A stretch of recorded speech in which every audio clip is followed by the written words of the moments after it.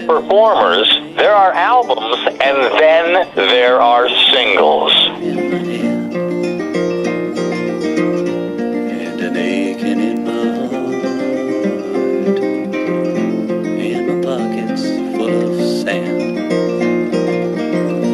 Hello, welcome to the program. I'm your host, Marty, and you're in the break room. Now, this episode of the break room is going to be a little bit different, as opposed to taking a look at a history of a performer or performers. We're going to take a look at one song and what it did. And this song not only resurrected a performer's career that was, for the most part, on the down and out, it also created a career for two other performers. But before we take a look at that, we want to make sure that you sit back, relax, fire up a colortini, and watch the pictures as they fly through the air. We'll be right back. Ladies and gentlemen, John Denver.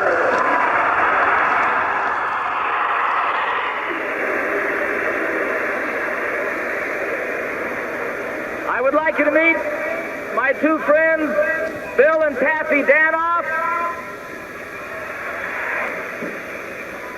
A few years ago, on the night after Christmas, I sat down with these friends in their apartment in Washington, D.C. We wrote a song that we would like to sing for you. We would like you to sing with us.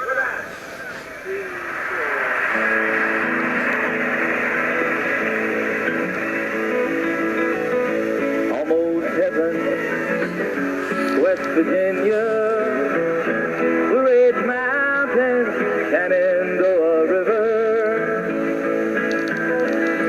Life is old there, older than the trees, younger than the mountains, growing like a breeze. Country road, take me home to the place I belong. West Virginia, mountain by mile, take me home, country road. And over fast, there she goes, my friend. Just this once, could you talk about your relation issues without the guitar? One of the performers whose career is invigorated by this song is a singer-songwriter who is going on the club circuit for entertainers, going from club to club in different states and cities to make a living. He's promoting an album that he has out, and it's the week after Christmas that he's set to perform for 1 week. The club that he's going to be performing at is kind of a jam in Washington, D.C., much like the Cavern was in Liverpool, or the Bitter End was in New York. L.A., we have the Troubadour, and also I know in San Francisco they have the Hungry Eye. Well, in Washington, D.C., they have the Cellar Door. Now, it's a folk and jazz club that's pretty much had performers that are known and comedians for years. It's kind of known as the biggest small club or the smallest big club. Anyhow, it's the Cellar Door. On a side note, one of the things the Cellar Door is known for is that George Carlin actually recorded one of his stand-up routines in the Cellar Door, and it won him, was a Comedy Album of the Year in 1972 Grammy. With a Mexican high. Tonight's forecast, dark. John Denver is hoping to revive a career that's sort of known. No one really knows his face or his name, not really. He actually started to get some notoriety when he was part of the, it was the Chad Mitchell Trio. Then it became just the Mitchell Trio. And he performs with them from 1965 to 1969. Place. Yep, since we got a lawyer and the public relations. The biggest thing he's done so far is he actually wrote the #1 song, which is Leaving on a Jet Plane, performed by Peter, Paul, and Mary in 1969. And John Denver needs a break desperately. He knows that if he doesn't start selling albums, his career and his contract with RCA is probably going to be gone. And it's sad to say that during the holidays, even though he's with his wife, he's on the road at Christmas time performing in a club. So kiss me and smile for me. One aspect of performing at the cellar door is kind of interesting.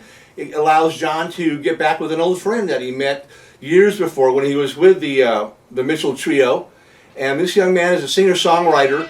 Bill Danoff got started at the club as a doorman in the mid-'60s, but eventually worked his way up to be a lighting and sound tech. And because of that, he has to work with all these performers, gets to know them, and he makes friendships. He ends up jamming with these people after the show's over late at night. And one of the people he gets to know is John Denver.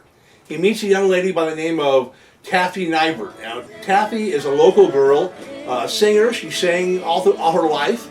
And sure enough, she goes and auditions for a band that Bill is in. Well, the band doesn't survive, but their relationship does. They become a couple, and eventually they become a singing duo. And they don't play in clubs initially. They're playing a lot of house parties. But again, eventually they do start playing clubs in the local area, get a little bit of a name for themselves, and they go by the name of Fat City.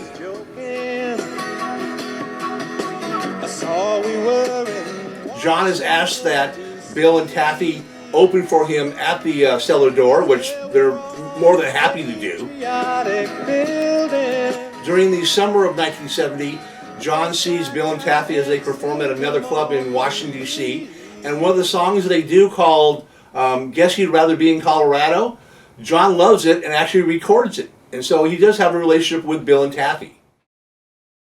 It's agreed that while he's in town, that he's going to go over and see what other songs maybe Bill and Taffy has. So it's decided that after their performances on the 29th of December, they'll meet up at Bill and Taffy's basement apartment to kind of see these different songs that Bill's working on and just kind of hang out and drink some beers and whatever else they were doing in the early 70s. But once Bill and Taffy get home after the show on the 29th, John doesn't show up. He's just not here and not here and not here. And not till like about 3 a.m. in the morning did he show up with his wife Annie and a couple of friends. And what has happened is on the way to Bill and Taffy's, he gets into a car accident. He's taken to the George Washington University Hospital where they check his thumb, and it gets to the point where he actually put his thumb in a splint. And by the time he gets to Bill and Taffy's at about 3 in the morning, he's wired up. He's got in a car accident. He's pumped.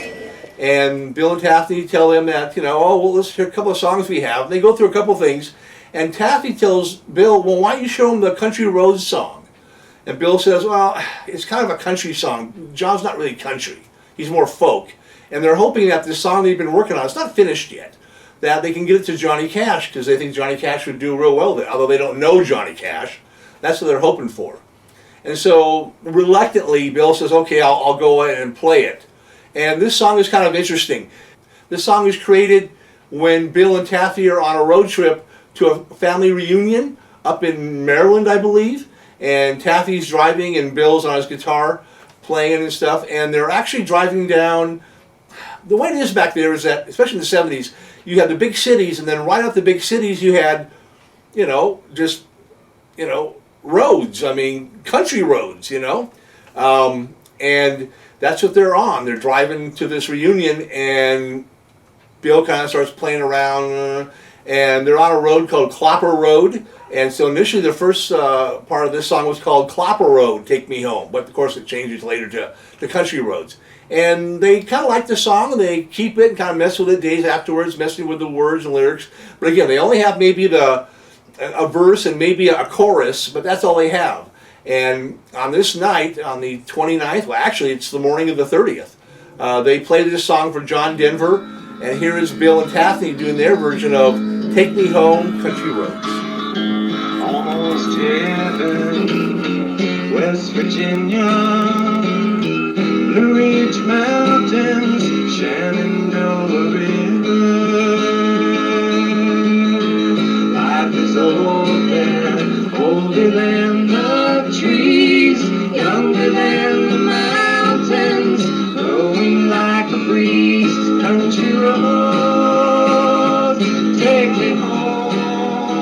John John thinks it's a hit. He cannot believe how good this song is, and he convinces them to complete it. Let's complete it tonight. He's worked up. So they work on the song, they get all the words, and they figure out the harmonies and everything, and by 6 a.m. in the morning, they have the song ready to go. And John is sure that this is going to be a big hit. He tells them, don't give it to Johnny Cash. You haven't recorded it yet, right, with anybody? And they said, no, we don't have a recording deal. He said, well, look I'll record it and put it on my next album. This is going to be a great song. That night, December 30th, at the cellar door, Bill and Taffy play their normal set. Then John comes on and does his set. And for the encore, he brings up Bill and Taffy to do this song and tells the audience of about 160 some people, this is the first time we've done this song, we hope you like it. In fact, they're actually holding up the lyrics because they don't know the lyrics yet, the three of them. And they break into Take Me Home Country Road. West Virginia, Blue Ridge Mountain, Shenandoah River. Life is old there, older than the trees, younger than the mountains, growing like the breeze. Country roads, take me home to the place. To say this song was welcomed was amazing. The story is they get a 5-minute standing ovation at the end of this song, and according to Bill and Taffy and John, that just never happens with a new song. And John kind of realizes he was right. This song does have something special. And they continue to do it the next couple of nights, and the same thing happens. Whenever they perform it, the crowd goes nuts. So after they're done performing in early January, John takes Bill and Taffy upstate, up to New York, to record this song at RCA Victor, where he is employed, and they put the song down. Teardrops in my eye, country roads, take me home to the place I belong, West Virginia. John's next album, Poems, Prayers, and Promises, comes out in April of '71, along with that song, Take Me Home Country Roads, which was a release as a single the same time as April 1971, and it starts selling. John is touring again for that album in 1971, and he lets all these clubs that he's playing at know that he wants Bill and Taffy to be the opening act, because he wants to get them on stage with him afterwards to do a couple songs, and primarily to do Take Me Home Country Roads. So Bill and Taffy end up touring with John at every small college, big college club, place where they could play through 1971.